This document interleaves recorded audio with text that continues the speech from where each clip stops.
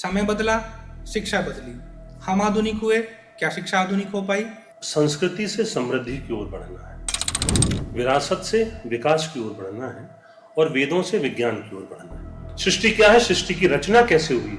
इस सृष्टि का कर्ता कारक कौन है? इस सृष्टि का उपादान कारक कौन है? जिस परिप्रेक्ष्य में हम लोग हैं, education, teacher is the nation builder. जहां आपको उम्मीद होती है ना, अपेक्षा वहीं से होती है, और जिससे अपेक्षा होती है शिकायत भी उसी से होती है। किसी का financial sector, financial domain weak है, फाइनेंशियल कंडीशंस फैमिली की ऐसी नहीं कि वो सोशल जा सके, तो first of all after getting education he will try to establish himself financially. हम वो गलियां छोड़ आए हैं जो हमारे पास सब कुछ था।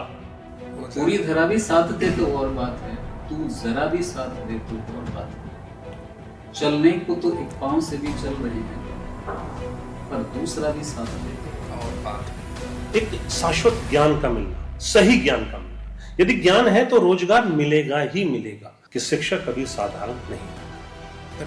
प्रलय उसकी गोद में खेलते और निर्माण उसकी गोद में पलते हैं। हम विश्वगुरु थे, हैं और ताउम्र बने रहेंगे। सभी को मेरा नमस्कार। आपका फिर से स्वागत है हमारी इस जर्नी में। और इसी जर्नी को आगे बढ़ाते हुए मैं आपको थोड़ा सा पहले लेकर जाना चाहूँगा। आज से अगर मैं 1000 साल पहले की बात करूँ तो मैं तक्षशिला और नालंदा की बात करना चाहूँगा। तक्षशिला और नालंदा ऐसे विश्वविद्यालय भारत के जहाँ पर पूरे विदेश से बहुत सारे स्टूडेंट्स पढ़ने आते थे, और वहाँ पे ज्ञान सिर्फ किताबी ही नहीं था बल्कि लॉजिकल और ट्रिकी ज्ञान होता था। समय बदला, शिक्षा बदली। हम आधुनिक हुए, क्या शिक्षा आधुनिक हो पाई? इसी बात पर चर्चा करने के लिए आज हम में से दो महान शख्सियत को अपने साथ लेकर आए हैं, जिनके एक एक शब्द में ज्ञान की गंगा बहती है। मैं सबसे पहले स्वागत करना चाहूँगा डॉक्टर आर.पी. शर्मा सर का, जो कि जिला सह संयोजक हैं भारतीय जनता पार्टी से भी, और नन्ही दुनिया स्कूल के डायरेक्टर हैं, और साइकोलॉजी पर सर की बहुत शानदार रिसर्च रही है। दूसरा मैं स्वागत करना चाहूँगा डॉक्टर संजीव कुमार जी का, जो कि 2014 स्टेट पीसीएस से सिलेक्टेड हैं और कुमारी मायावती राजकीय डिग्री कॉलेज में एज अ प्रोफेसर हैं सर। एचओडी हैं बीएड डिपार्टमेंट के। सर आपका बहुत बहुत स्वागत है, आप मेरी गेस्ट पर हमारे यहाँ पर आए। बहुत बहुत धन्यवाद। हम सर चर्चा करना चाहेंगे आज एक हायर लेवल की एजुकेशन पे। अभी तक हम चर्चा कर रहे थे स्कूल्स की एजुकेशन पे, लेकिन अब हम एक हायर लेवल पे चर्चा करना चाहते हैं। तो मेरा पहला क्वेश्चन सर आपसे है कि what is the core of education? जो हमारी एजुकेशन है उसका कोर पर्पज क्या होना चाहिए एजुकेशन का? विकास, यदि ये प्रश्न किसी सामान्य व्यक्ति से पूछा जाता, मैं आपसे ही कहूँ, तो सुनने वाला कहेगा बड़ा आसान सा सवाल पूछा डॉक्टर साहब से, प्रोफेसर से इतना आसान सवाल क्यों पूछा। बट वाकई आपसे कहूँ, इतने लंबे शिक्षण के अनुभव के बाद मैं ये कहूँगा सबसे जटिल सवाल है। यही एक सवाल है जो सबसे जटिल है कि शिक्षा का एकमात्र उद्देश्य क्या है। इवन जब मैं बच्चों को पढ़ाता हूँ, मैं भी उनको एक उद्देश्य नहीं बताता। मैं बच्चों को सबसे पहले बताता हूँ शिक्षा का सामाजिक उद्देश्य, जो कि ये कहता है शिक्षा वो प्रक्रिया है जिसके माध्यम से छात्रों का, बच्चों का सामाजिकरण किया जाता है। सामाजिकरण मात्र एक शब्द नहीं है, व्यवहार परिवर्तन की एक पूरी सतत प्रक्रिया है जो बताती है कैसे बच्चों में हम मूल्यों को प्रेषित करें, सभ्यता से कैसे उन्हें अवगत कराएं, संस्कारों से, अपनी संस्कृति से, अपनी भाषा से, अपने साहित्य से, अपने धर्म से, अपने दर्शन से। तो एक पक्ष ये है शिक्षा का। दूसरा पक्ष हम बच्चों को बताते हैं शिक्षा के दार्शनिक परिप्रेक्ष्य में कहें शिक्षा क्या है, तो दर्शन शास्त्र बड़ी व्यापक अवधारणा लेके चलता है। दर्शन शास्त्र कह के चलता है कि शिक्षा कुछ और नहीं है, आत्मानुभूति की अवस्था का प्रतीक है। तब ये उतना बड़ा शब्द है कि आम बच्चे से यदि मैं कहता हूँ कि सेल्फ रियलाइजेशन क्या होता है, तो आज का युवा मुझसे पूछेगा सर ये क्या उद्देश्य होता है। आर्थिक परिप्रेक्ष्य में शिक्षा को एक आर्थिक निवेश के रूप में पढ़ाया जाता है। इवन महात्मा गांधी जिसका समर्थन करते थे, वो कहते थे education should be like an insurance against unemployment, कि सही शिक्षा वही है, सार्थक शिक्षा वही है जो बेरोजगारी के विरुद्ध एक बीमे के रूप में हो। यदि वो रोजगार नहीं दे पाती है तो वो शिक्षा नहीं है। बिल्कुल। पर मैं थोड़ा और आगे बढ़ूं। भारतीय जो अवधारणा है आज, जो व्यापक परिप्रेक्ष्य में शिक्षा को एक होलिस्टिक डेवलपमेंट की एक प्रोसेस के रूप में डिफाइन करती है। जो नई शिक्षा नीति आई है 2020, और नई शिक्षा नीति 2020 ही नहीं, हम जब से भारतीय सनातन धर्मों की व्याख्या करते हैं, भारतीय धर्मशास्त्रों की बात करते हैं, तो आपने पढ़ा होगा 4 पुरुषार्थों की व्याख्या की गई उपनिषदों में। काम, मोक्ष। धर्म, अर्थ, काम, मोक्ष। धर्म मतलब नैतिक विकास, सामाजिक विकास, नैतिकता, जहां जिसको अष्टांग योग, यम और नियम कहता है। अर्थ मतलब आर्थिक विकास, काम मतलब सौंदर्य बोध का विकास होना। हम अपने शरीर को, अपनी ज्ञानेंद्रियों को, अपनी कर्मेंद्रियों को, इन सबको विकसित करें ताकि भौतिक जो सुख सुविधाएं हैं हम उनका भोग कर सकें। और अंतिम उद्देश्य मोक्ष का उद्देश्य। राष्ट्रीय शिक्षा नीति मात्र किसी एक पक्ष के विकास पे आश्रित नहीं है। और सीधी बात है, मैं फिर थोड़े जाऊंगा भारतीय ज्ञान परंपरा के लिए। हम जिस पूर्ण पुरुष की आराधना करते हैं, श्री कृष्ण, जिसको पूर्ण अवतार कहते हैं, पूर्ण पुरुष भगवान श्री कृष्ण, 64 कलाओं में निपुण जिसको कहा गया। और आप वाकई हैरान होंगे, आज के बच्चों के लिए भी ये मैं कहूं कि इस बार की राष्ट्रीय शिक्षा नीति में बाण भट्ट की कादम्बरी को कोट किया गया है। कहा गया है कि छात्रों में ये 64 कलाएं होनी चाहिए, जिन 64 कलाओं को बाण भट्ट तब कह के गए, जो श्री कृष्ण में मानी जाती हैं। 64 कलाओं में निपुण है। श्री संपदा कला एक कला है, लक्ष्मी का अर्जन कैसे हो, तो जो सर IKS जो है इंडियन नॉलेज जी, सिस्टम, वो इंडियन नॉलेज सिस्टम बिल्कुल उसमें सम्मिलित है। जी जी जी भू संपदा कला, जो रियल एस्टेट का बिजनेस आप लोग आज कर रहे हो। जी कांति कला, अपने शरीर को कैसे आकर्षक बनाना है, व्यायाम करना है। कीर्ति कला, चारित्रिक विकास कैसे किया जाए, इन सारी कलाओं का वर्णन किया गया है। तो आज भारतीय शिक्षा व्यवस्था जिस उद्देश्य को लेकर आशान्वित है और आश्वस्त करती है समाज को, वो ये है कि छात्रों का सर्वांगीण विकास हो, होलिस्टिक डेवलपमेंट हो। और इससे बड़ी एक अवधारणा और है जो ऋग्वेद कहता है कि जब पढ़ने के बाद जो छात्र निकलेगा उसका मूल भाव होगा प्रज्ञान ब्रह्मम, मैं ज्ञान हूं। और मैं किसके समान हूं? ब्रह्म के समान, चेतना के समकक्ष हूं। शिवो अहम, मैं शिव हूं। तत्वमसि, जिसको सामवेद कहता है, मैं परम तत्व हूं। ठीक, अथर्ववेद कहता है सोहम, अयम आत्मम ब्रह्मम, अहम ब्रह्मास्मि। वो भाव जो श्री कृष्ण ने अर्जुन में पैदा किया था, जो भय के वश अर्जुन ने गांडीव नीचे धर दिया था और गीता के उन श्लोकों के माध्यम से, गीता के उस ज्ञान के माध्यम से उस डरे हुए सैनिक से उस गांडीव को उठवा दिया। वो शब्द थे, वही कलाएं थीं जो श्री कृष्ण ने 64 कलाओं से पारंगत अर्जुन को किया। और उसको सुनने के बाद जब अर्जुन ये कहता है अहम ब्रह्मास्मि, मैं ब्रह्म हूं, और ब्रह्म भय से मुक्त होता है। इतने व्यापक अवधारणा में सरकार काम कर रही है। शिक्षा मात्र किसी एक पक्ष का विकास नहीं है, इट्स होलिस्टिक डेवलपमेंट की एक प्रोसेस है, सर्वांगीण विकास की एक सतत प्रक्रिया है, जो आज से ही नहीं। महात्मा गांधी को अगर आप पढ़ते हैं, महात्मा गांधी भी कहते हैं कि शिक्षा व्यक्ति के शरीर, मन और आत्मा का सर्वांगीण विकास है। फिजिकल डेवलपमेंट, स्पिरिचुअल डेवलपमेंट और उसका मेंटल डेवलपमेंट। सर बहुत शानदार बात बताई आपने धर्म, अर्थ और काम मोक्ष के बारे में। इसी को मैं आगे बढ़ाते हुए सर, मेरा नेक्स्ट क्वेश्चन आपसे ये हो गया कि जो सर ने बताया कि एजुकेशन का जो कोर है वो ये है, तो इस एजुकेशन को, कोर को स्टूडेंट्स को सिखाने के लिए जो मॉडर्न प्रोफेसर्स हैं, उनको अपने अंदर क्या एक चीज है जो अनलर्न करनी चाहिए? टीचर्स को जो अनलर्न करना है, यहाँ देखा जाए यदि यूथ के कंसर्न में हम कहें तो बेसिकली है क्या कि सबसे बड़ी चीज है कि टीचर्स को अपनी एक आइडियोलॉजी क्रिएट करके रखना होगा यूथ के सामने सबसे पहले। क्योंकि हम और आप जब पढ़ते थे तो आज भी जो एजुकेशन सिस्टम में चलता है तो माई आइडियल टीचर, तो आइडियल क्रिएट करना सबसे बड़ी चीज है। और आइडियल क्रिएट करने के लिए हमें बहुत सारी चीजें ऐसी हैं जो हमें अनलर्न करनी पड़ेगी, जो हमें छोड़नी पड़ेगी। क्योंकि हमें आइडियल क्रिएट करना है तो आइडियल एक अवधारणा पर हमें काम करना होगा। 4 पंक्तियों के साथ में आपको मैं उससे कनेक्ट करना चाहूंगा।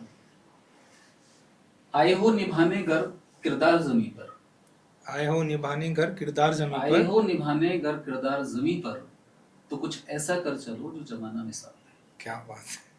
निश्चित रूप से एक होलिस्टिक अप्रोच को लेते हुए जब हम आगे की तरफ बढ़ेंगे और पीछे से इसको कनेक्ट करने की कोशिश करेंगे तो हमें कुछ चीजें छोड़नी पड़ेगी। पहली चीज तो जो हार्ड टेक्नोलॉजी और जो शिक्षण पद्धतियां जो कठिन है उनको हमें छोड़ना पड़ेगा। दूसरी चीज, हमें जो अप्रोच हम लेकर के चलेंगे वो उस स्तर तक लेकर के हमें जाना होगा जिस स्तर से हम बच्चों को उस चीज को, जो यूथ है, उससे कनेक्ट हो सके, उस स्तर तक जाकर के हमें लेना पड़ेगा। डिक्टेटरशिप जो है, क्योंकि पहले से जो अप्रोच चली आ रही थी, उन अप्रोचेस में क्या है कि एक आप सीधे जाएंगे, आपके पास जो ज्ञान है वो वन साइडेड आप उसको परोस के चले जाएंगे। जी। इंटरेक्शन जो है वो इंटरेक्शन का लेवल जो है वो इंटरेक्शन का लेवल जो है रिड्यूस होता हुआ जा रहा है, जबकि इंटरेक्शन बहुत ज्यादा होना चाहिए। इंटरेक्शन ना हो करके उसकी अप्रोच क्या है वो दूसरी हो गई है कि हम जाएंगे और केवल हम एज ए डिक्टेटर हम उसको बता करके चले आएंगे, जितना ज्ञान हमारे पास है वही हम दे करके चले आएंगे। इससे हमें थोड़ा सा बचना होगा। Means we will have to take our status to that level from where हम बच्चों को ऊपर की तरफ लेकर के चल सकें, क्योंकि education, simply education defines the thing to bring out from the student, not to teach. इसलिए हमें कुछ चीजें, पहली चीज तो हमें डिक्टेटरशिप छोड़नी पड़ेगी, दूसरी चीज हमें ये छोड़ना पड़ेगा कि हम ही सब कुछ जानते हैं जी, तीसरी चीज हमें जो अप्रोच है वो उस लेवल तक जाकर के करनी पड़ेगी ताकि एक सिमल्टेनियसली उस प्रोसेस को आगे ले जाए। सर जैसे आपसे बात हुई एनईपी के बारे में, आईकेएस के बारे में, इंडियन नॉलेज सिस्टम के बारे में, तो मेरा क्वेश्चन ये है कि इंडियन नॉलेज सिस्टम के थ्रू हम कैसे अपने एजुकेशनल करिकुलम को इस तरह से बना सकते हैं कि हम अपने रूट से भी कनेक्टेड रहें और ग्लोबली भी नर्चर करें। संस्कृति से समृद्धि की ओर बढ़ना है, विरासत से विकास की ओर बढ़ना है और वेदों से विज्ञान की ओर बढ़ना है। अपने रूट्स को नहीं छोड़ना है। और सच बताऊं, जब मैं इस बात को कहने की सोचता हूं तो एक आदर्श शिक्षक मेरे मनस पे उभर के आता है। वो छवि मेरे मनस पे उभरती है जिसको आप कहते हैं पाटलिपुत्र का एक सभागार है जी, और घनानंद ऊंचे सिंहासन पे बैठा है नीचे चाणक्य और एक लंगोटी पहनकर एक गुरु की भूमिका में, जिसको आप कौटिल्य कहते हैं, चाणक्य कहते हैं, आचार्य विष्णुगुप्त कहते हैं जी, और वहाँ शास्त्रार्थ हो रहा होता है। और शास्त्रार्थ में यकायक घनानंद दम्भ की वजह से कहता है, हे भिक्षुक, हे ब्राह्मण, शिक्षक को कहता है तो मुझसे कुछ नहीं मांगेगा।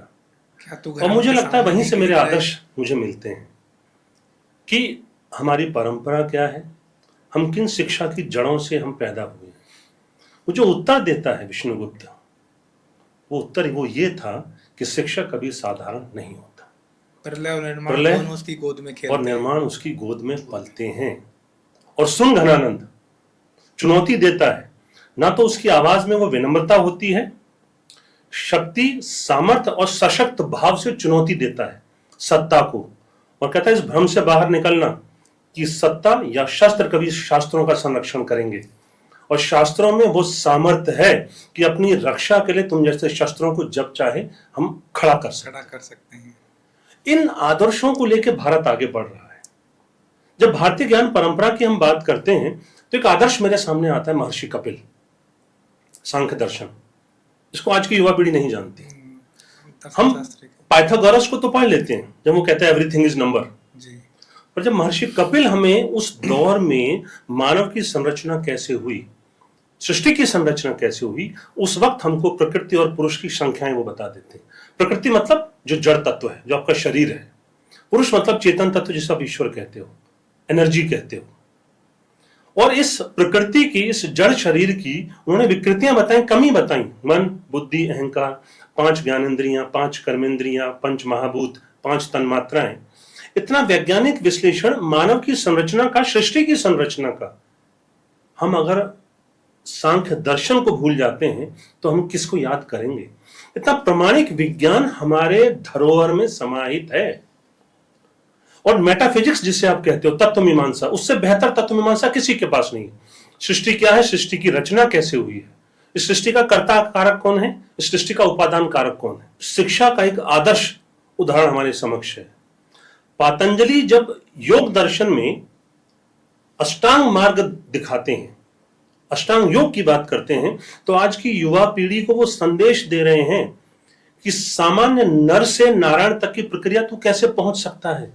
एक सूत्र दे रहे हैं कि नर को नारायण बनने में अधिक वक्त नहीं लगता यदि इस नियम का अनुपालन करते हो। वो एक मार्ग मुझे बता के जाता है महर्षि पतंजलि। हम आज मात्र योग तक सीमित हैं। महर्षि पतंजलि आचार संहिता का सबसे बड़ा विश्लेषण करके जाता है, जिसको आज हम लोग एथिक्स के नाम से जानते हैं, कि जीवन को कैसे जिया जाए। चरणबद्ध तरीके से बताते हैं। यम, नैतिकता का, सामाजिक नैतिकता का अनुपालन करना है।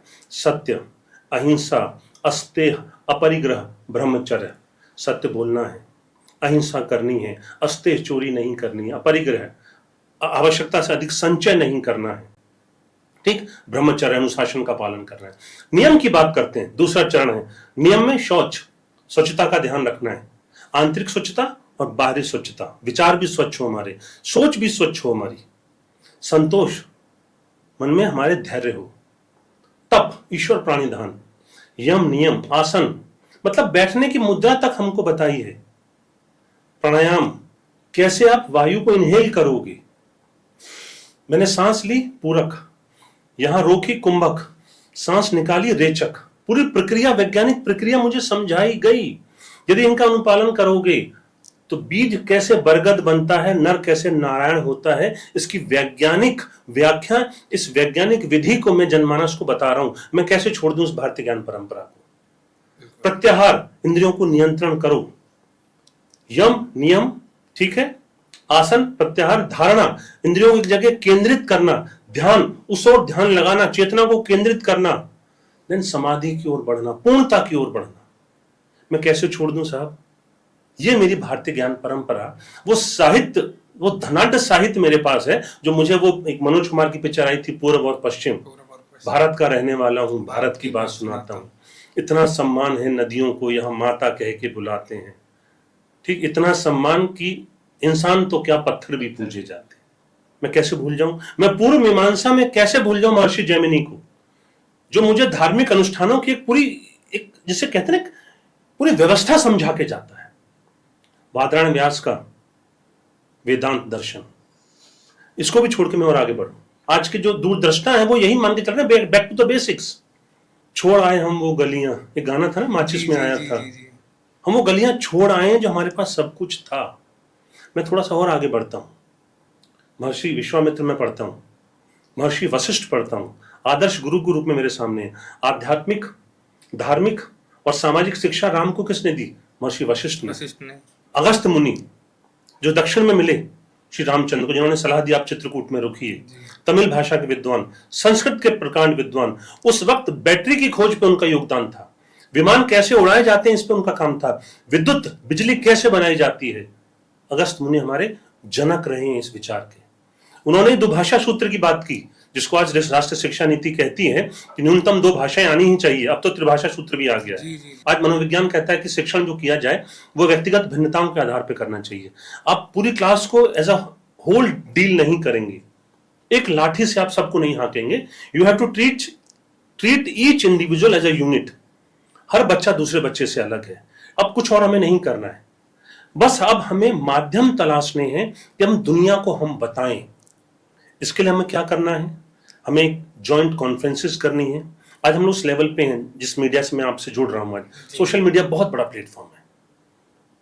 हम जॉइंट रिसर्च करें मिलके उनके साथ, वो हमें जाने, और इस राष्ट्रीय शिक्षा नीति इस पे कर रही है। अंतरराष्ट्रीयकरण एक हमारा मुख्य उद्देश्य है इस बार कि विश्व के 100 बेहतरीन विश्वविद्यालय हमारे देश में आएंगे और हमारे बेहतरीन विश्वविद्यालय उनके यहां जाएंगे। Indian council of historical research अपने एक्सपर्ट को आज विदेशों में भेज रही है। हमारी एम्बेसीज उन देश में रहने वाले भारतीयों को अपनी सनातन परंपराओं को कैसे जीवित रखा जाए, इसके लिए हर एम्बेसी में एक गुरु अपॉइंट किया जा रहा है। आज हम उनको बता रहे हैं कि कुछ सीखो मत, जो भूल गए हो उसको पुनः स्मरण करो। हम उस पर बढ़ रहे हैं। आज उस धनाढ्य विरासत को लेकर हम जन्मे हैं, वाकई कि हमें गर्व है इस बात का कि हम भारतीय हैं। और जहां कहते हैं राष्ट्र स्वाभिमान का बोध नहीं रहता, वो राष्ट्र गुलाम हो जाता है। तो राष्ट्र चेतना, राष्ट्र अस्मिता, राष्ट्र स्वाभिमान, राष्ट्र चरित्र, अब ये शिक्षा का लक्ष्य बन चुका है। और आने वाले समय में आप जैसे युवाओं अगर साथ हैं, जिस प्रकार के सार्थक प्रयास आप लोग वाकई कर रहे हैं, मैं आपको भी धन्यवाद दूंगा। ये वही प्रयास है आपके जो इस राष्ट्र को पुनः, विश्व गुरु शब्द इस राष्ट्रीय शिक्षा नीति में प्रयोग किया गया है। हम विश्व गुरु थे, हैं और ता उम्र बने रहेंगे। मात्र आत्मबोध करना है, हमें फील करना है, अहम ब्रह्मास्मि, मैं हूं पूर्ण। थैंक यू सर, बहुत शानदार आंसर था। सर मेरा नेक्स्ट क्वेश्चन आपसे आरटीई के बारे में है। बहुत ही जीवन सा मुद्दा होता है आरटीई। पेरेंट्स परेशान रहते हैं, बहुत से पेरेंट्स तो वो डाल देते हैं स्कूल पे कि हम केस करेंगे कि आरटीई के थ्रू एडमिशन नहीं दे रहे। 2 डिकेड हो चुके हैं आरटीई को आए हुए, तो इसके क्या पैमाने हैं? स्कूल बोलता है कि हम तो आरटी के थ्रू एडमिशन देते हैं, पेरेंट्स बोलता है कि हमें एडमिशन ही नहीं मिलता है आरटी के थ्रू। तो आप इसको एक बार समझाइए, ये है क्या आरटी, किस तरह से क्राइटेरिया होता है एडमिशन का, क्यों ये ब्लेम लगते हैं पेरेंट्स के भी कि आरटी के थ्रू एडमिशन नहीं मिलते। आप प्लीज इसको एक बार समझाइए, क्लियर कीजिए। देखिए ऐसा है विकास जी कि जो आरटी 2009 है उसको कहीं ना कहीं एक आवश्यकता के चलते हुए, जो देश की आवश्यकता थी, पहले सरकारों में था एक कॉमन सा एक पंक्तियां हुआ करती थी कि जो मुफलिसी के शिकार होते हैं वो एक चादर में 4 सोते हैं। जो मुफलिसी के शिकार होते हैं वो एक चादर में 4 सोते हैं। ले जाए ना कहीं खींचकर 5 बार, सब के सब होशियार सोते हैं। क्या बात। ये स्थिति देश में गरीबी की थी। सरकारों का इस तरफ ध्यान गया, उन्होंने आरटी राइट टू एजुकेशन 2009 को इंट्रोड्यूस किया।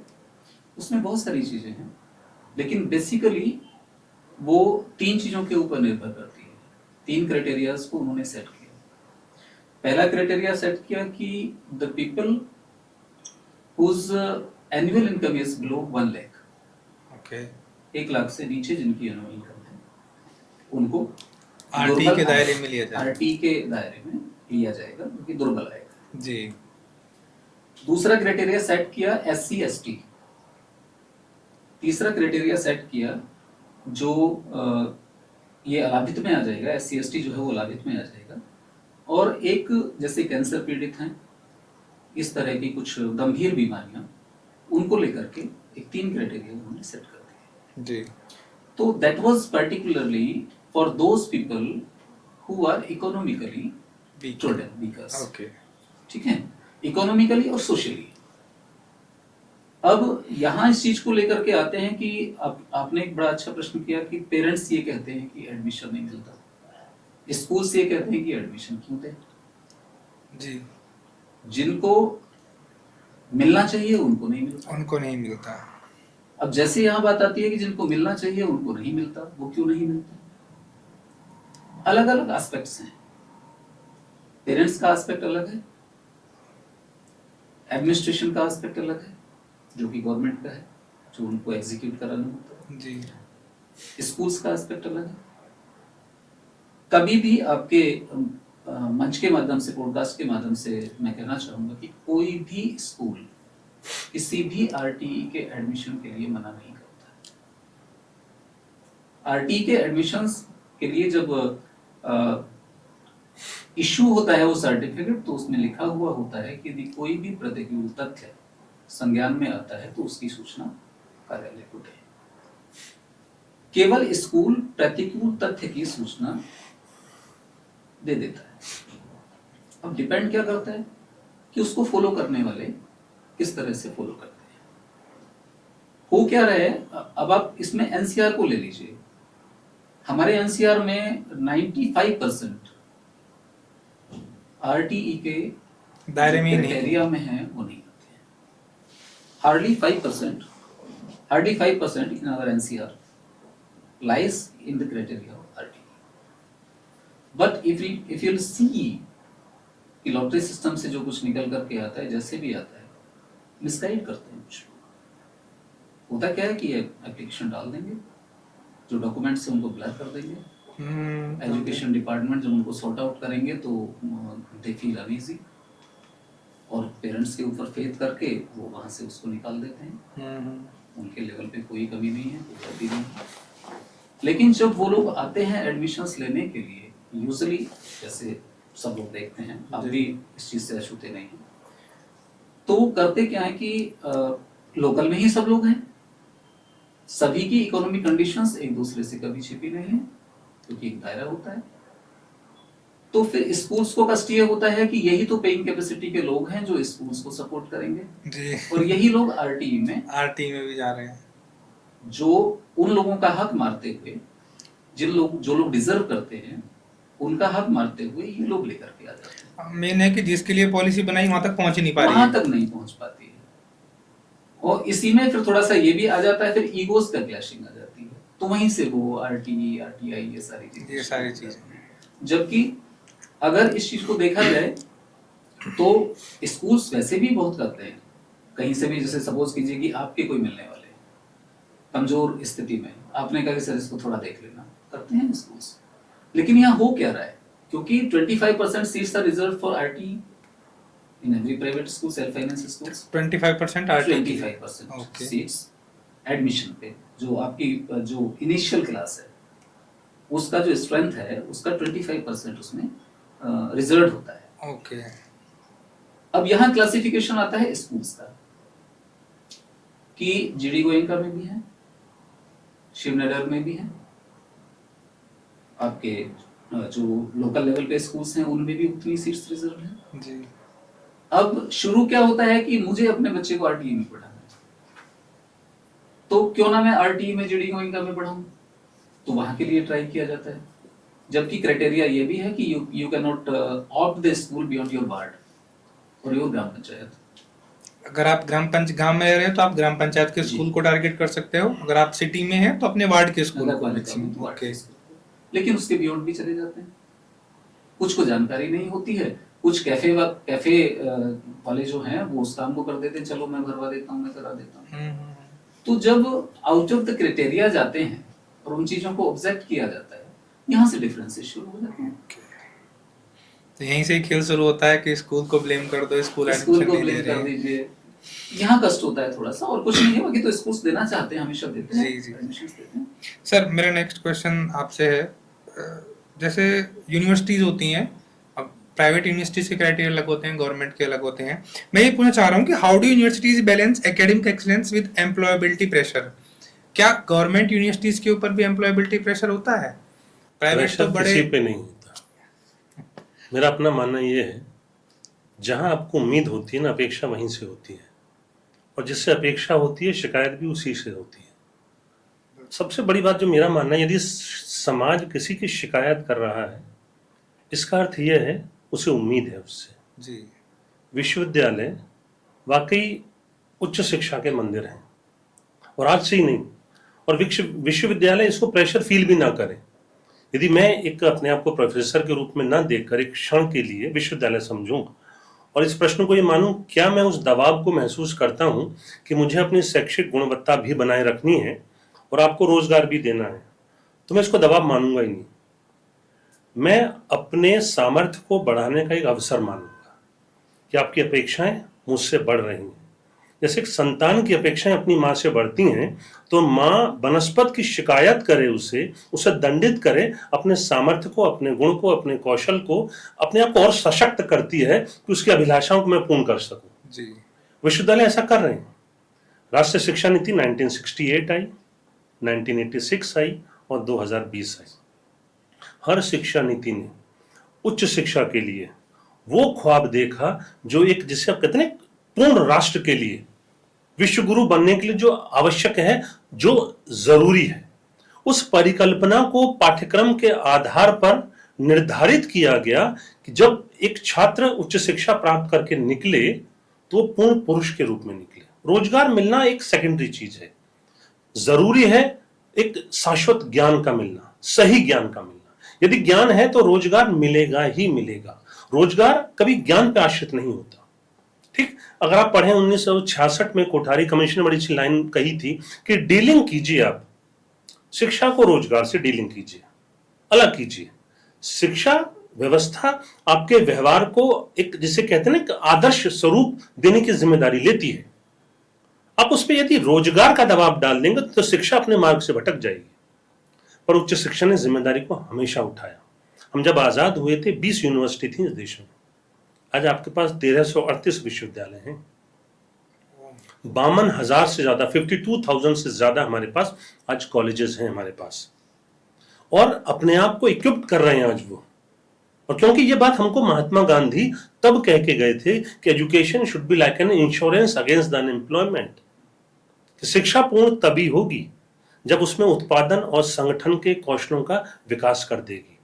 Education is a economic investment. यदि आर्थिक परिप्रेक्ष्य में मैं कहूं तो हर बार जब भी राष्ट्रीय पाठ्यक्रम, जिसे हम लोग प्रारूप कहते हैं, एनसीएफ नेशनल करिकुलम फ्रेमवर्क आया, चाहे वो 1975 में आया, चाहे 1988 में आया, चाहे 2000 में आया, चाहे 2005 में आया और 2023 में आया, अब जो नया पाठ्यक्रम तैयार हो रहा है उसे हम कहते हैं कि उस स्किल बेस्ड करिकुलम डेवलप हो रहा है, ये चेंज आया है। वो करिकुलम है जो कि उसमें प्रॉब्लम सॉल्विंग एबिलिटी डेवलप करेगा, क्रिटिकल थिंकिंग एबिलिटी डेवलप करेगा। इस तरह का करिकुलम में चेंजेस हो रहे हैं। इवन इवैल्यूएशन सिस्टम में भी प्रोजेक्ट बेस्ड इवैल्यूएशन डेवलप किए जा रहे हैं। यूनिवर्सिटीज आज अपने आप को चेंज कर रही हैं। यूनिवर्सिटीज अपने आप को एक बाजार में उपलब्ध करा रही हैं। अंतरराष्ट्रीय स्तर पे अन्य विश्वविद्यालयों से एमओयू साइन किए जा रहे हैं, मेमोरेंडम ऑफ अंडरस्टैंडिंग, ताकि जो हमारे पॉजिटिव्स हैं आप हमसे लीजिए, जो आपके पॉजिटिव्स हैं हम आपसे लेंगे। हर कॉलेज में, हर यूनिवर्सिटी में कैरियर गाइडेंस सेल्स खोले जा रहे हैं। करिकुलम तो चेंज हो ही रहे हैं। इसके अलावा मल्टी डिसिप्लिनरी अप्रोच डेवलप की जा रही है। यदि एक बच्चा आर्ट्स का है, वो अपने आप को सैद्धांतिक ज्ञान से निकालकर व्यवहारिक स्किल डेवलप करना चाहता है, तो किसी ऐसे विषय का चयन कर सकता है जो कि उसमें स्किल डेवलप कर सके।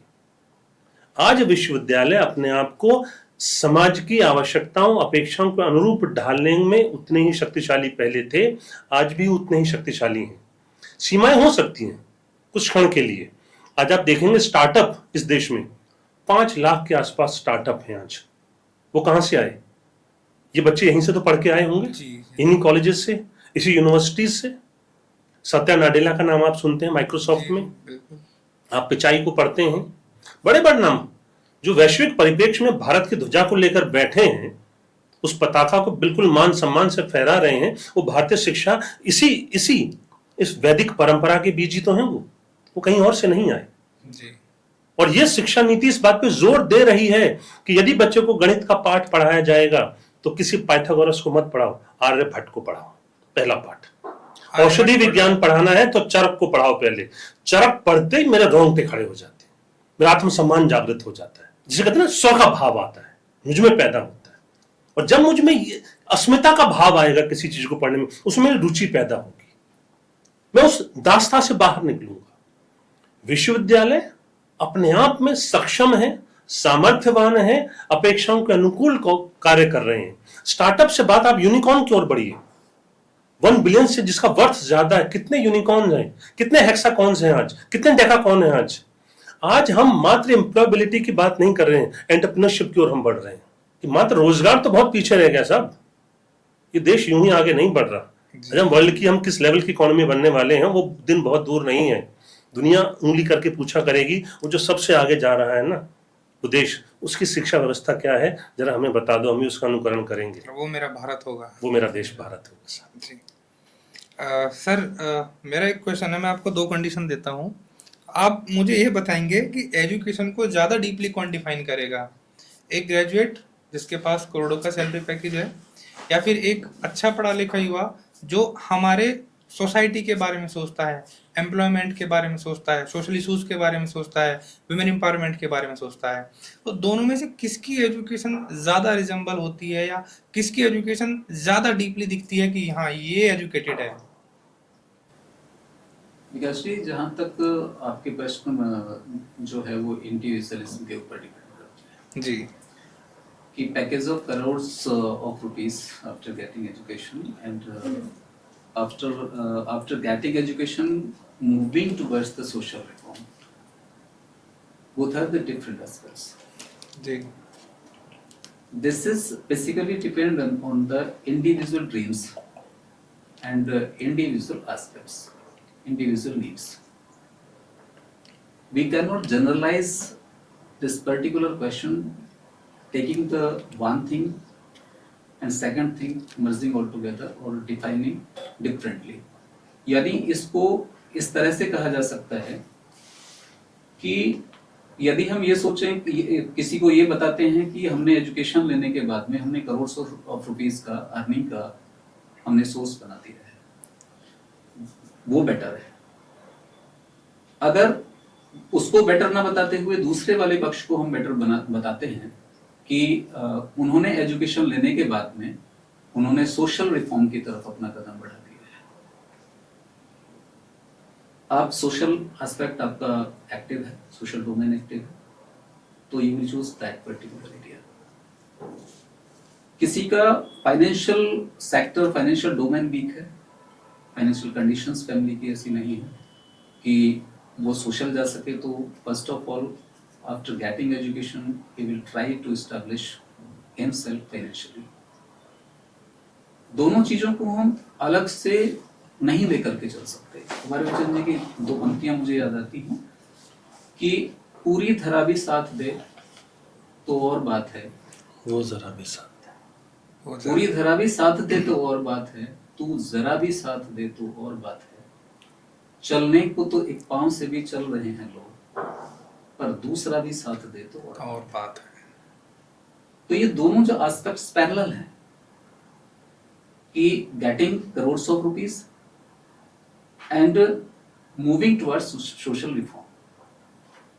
सोशल रिफॉर्म बिना इकोनॉमिक स्ट्रेंथ के नहीं हो सकता।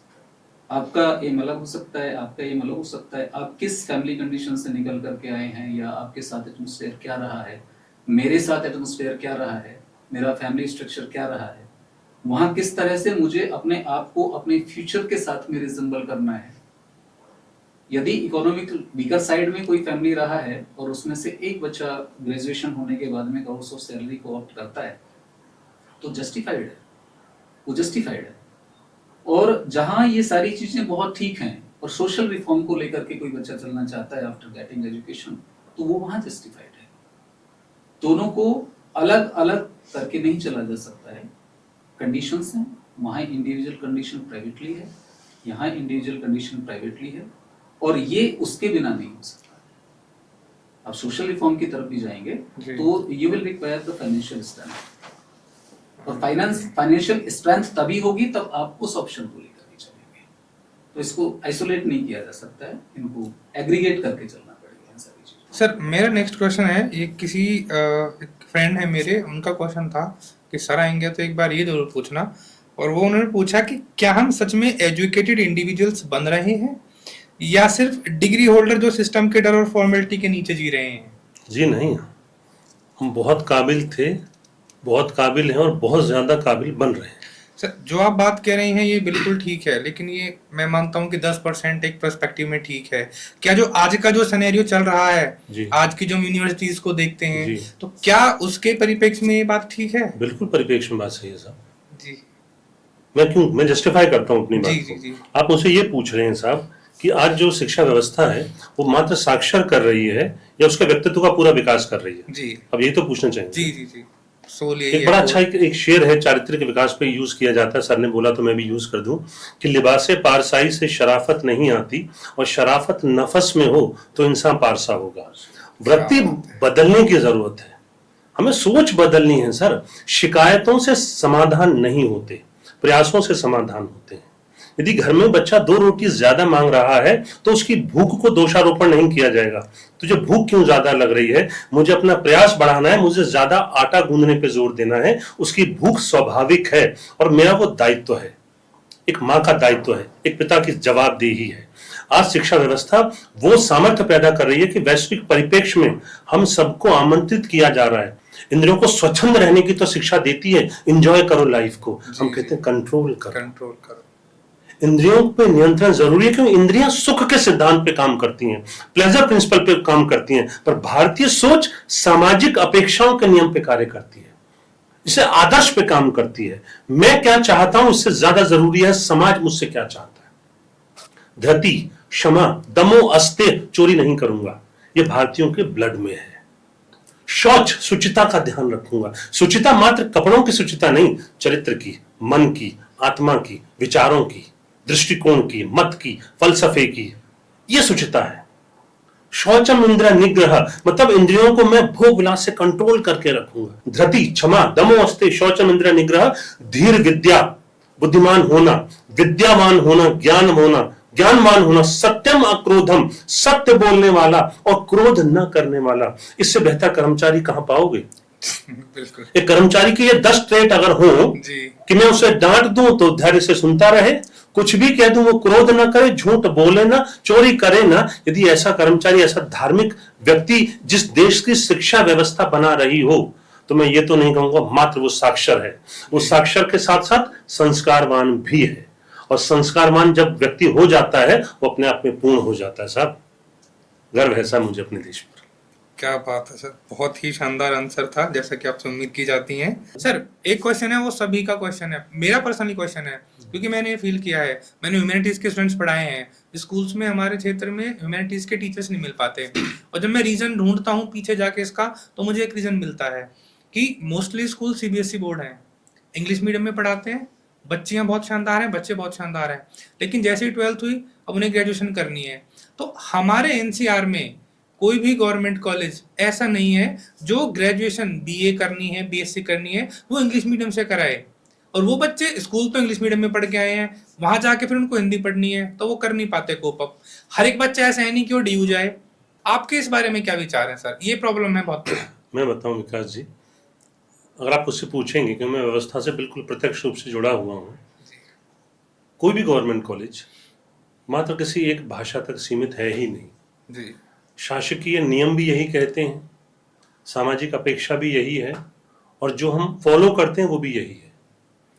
अब बच्चों को दो विकल्प दिए जाते हैं, वो किसी भी एक भाषा को चुने। मैं बीएड का प्रोफेसर हूँ, मेरे यहाँ बच्चे आते हैं, कोई बच्चा बीएससी स्ट्रीम से आता है, साइंस स्ट्रीम से आता है, कोई आर्ट्स से आता है, कोई कॉमर्स से आता है। हम बच्चों को स्वतंत्र करते हैं कि भाषा का माध्यम उनका अधिकार है। मेरी जिम्मेदारी है कि मैं उनके अनुकूल वो भाषा जो उनके मानसिक स्तर के अनुकूल हो, जिसको वो समझ सकें, अर्जित ज्ञान को अपने जीवन में प्रयोग कर सकें, उसी भाषा में उन्हें पढ़ाऊं। ऐसा कोई भी कॉलेज आज नहीं है, क्योंकि मैं पॉलिसी से जुड़ा हुआ हूं, मैं सिस्टम से जुड़ा हुआ हूं, मैं इस बात को बिल्कुल प्रामाणिक रूप से कह रहा हूं, भाषा कभी बाध्यता नहीं है। अब चूंकि सामान्यतः ये स्वाभाविक ऐसा होता है, मैं भी उसी परिवार से आता हूं, इवन जो मेरे कॉलेज के प्रोफेसर हैं अंग्रेजी भाषा के, वो भी सामान्य परिवारों से आते हैं। तो घर और परिवार में जो संवाद की जो भाषा है, जो स्वाभाविक भाषा है, वो हिंदी होती है, ठीक। और जो भाषा की जो मूल प्रवृत्ति होती है, वो सहज भाव में अपने आप को सरल रूप में प्रस्तुत कर पाती है।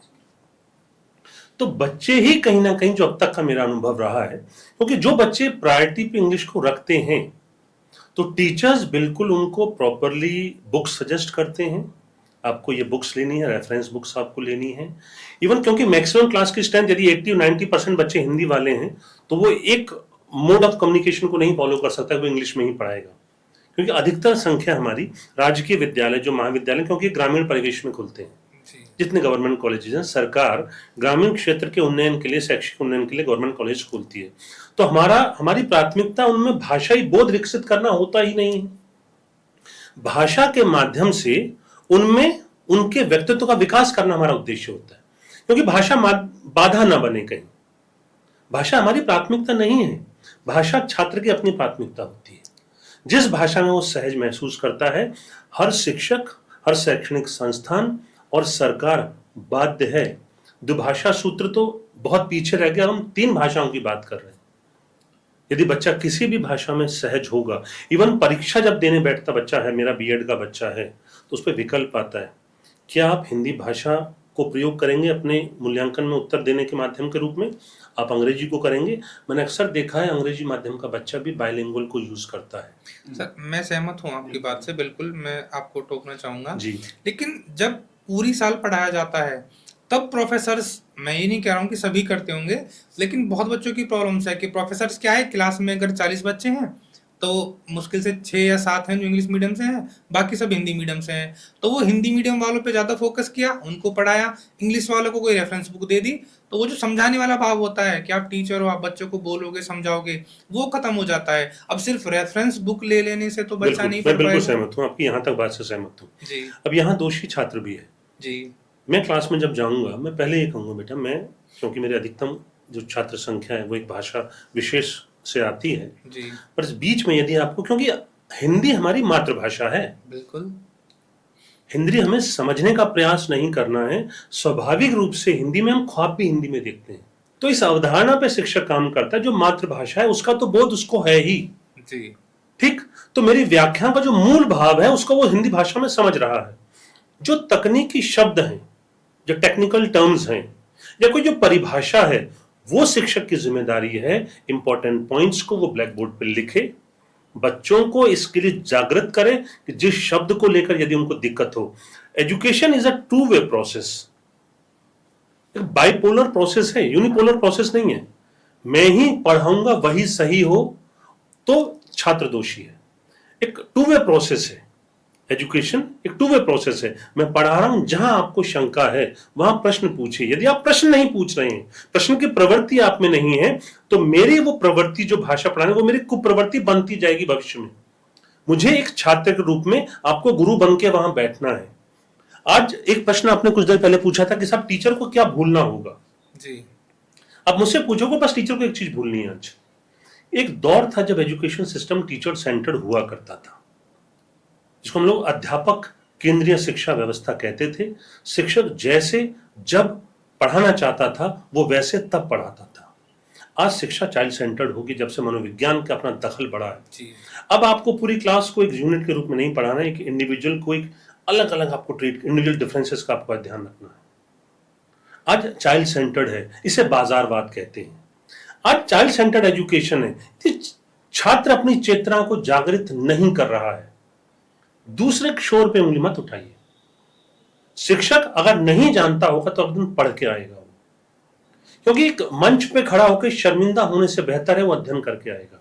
छात्र भी अपनी जिम्मेदारी को समझें। कुछ ऐसा है, मैं एक शिक्षक के रूप में सभी छात्रों को आह्वान करूंगा, मैं भी चाहूंगा पढ़ाना। जब मैं आया था इस सेवा में मेरी अंग्रेजी बहुत बेहतरीन थी, पर चूंकि मेरे अधिकतम छात्र ग्रामीण परिवेश से आते हैं, जिस कॉलेज में मैं नौकरी करता हूं, बच्चे मुझे रोकते थे कि सर अंग्रेजी छोड़िए, हिंदी पे आइए, समझ नहीं आ रहा है। पर मैं उस बीच में प्रॉपर ध्यान उन बच्चों का रखता था, क्योंकि कहीं ना कहीं भावात्मक लगाव मेरा उनसे भी था कि बच्चे मिस करें, और उनको मैं हमेशा जागृत करता रहता, बेटा मुझसे पूछते रहना, और बच्चे पूछते हैं।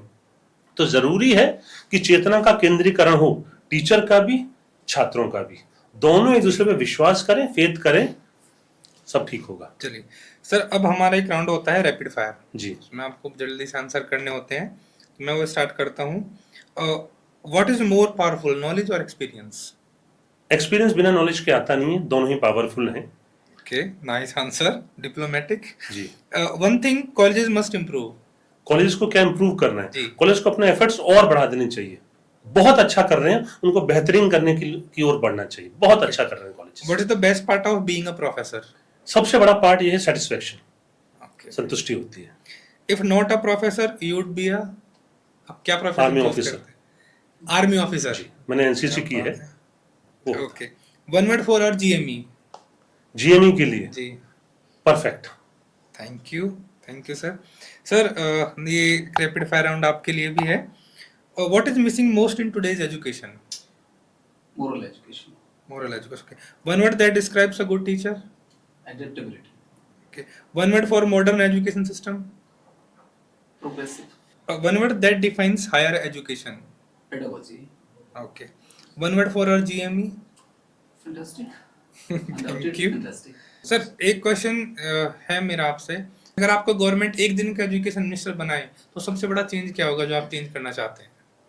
मैं जो कर रहा हूँ ये करता रहूंगा। मैं बहुत अच्छा कर रहा हूँ आज, ओके, बस ये करता रहूं। मैं जो कर रहा हूँ, मेरी पॉजिटिविटी जिंदा रहे, जी। मेरी आशावादिता, मैं ऑप्टिमिस्ट बना रहूं, मेरा कॉन्फिडेंस यूं ही बना रहे, मेरी एस्पिरेशन यूथ को लेकर, खासकर आप जैसों को देखकर।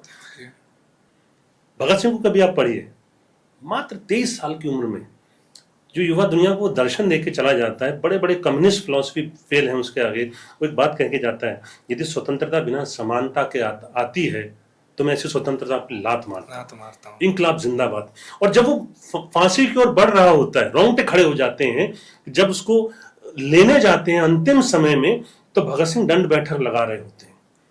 तो वो कहता है, बेटा कर क्या रहा है तू, तेरे को फांसी होने वाली है। सोचिए क्या युवाओं को आदर्श दे रहा है एक 23 साल का युवक। बोला ईश्वर के समक्ष कभी मुरझाया हुआ पुष्प जा सकता है क्या? जा सकता है।